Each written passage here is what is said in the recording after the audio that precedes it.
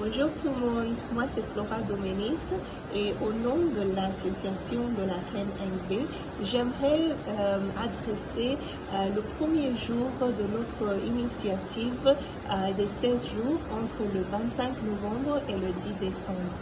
Donc me voilà avec le premier jour et j'aimerais aujourd'hui vous parler de la santé holistique.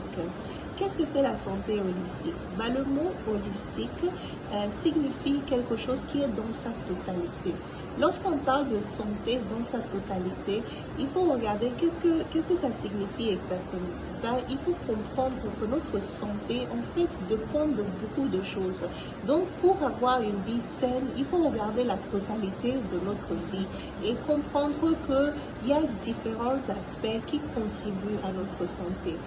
C'est-à-dire notre environnement, par exemple, la pollution ou le stress, toutes ces choses-là jouent une influence très importante sur notre santé.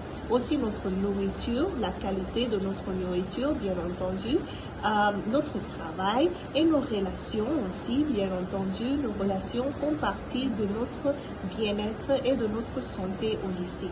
Mais aujourd'hui en particulier, j'aimerais vous parler du yoga.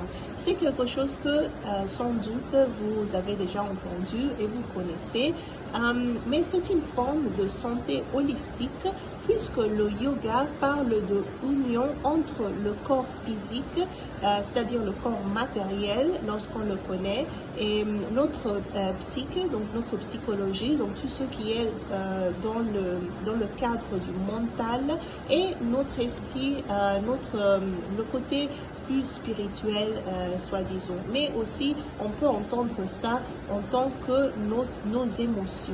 Voilà. Donc, quelle est la relation entre notre corps, notre mental, nos émotions, notre esprit?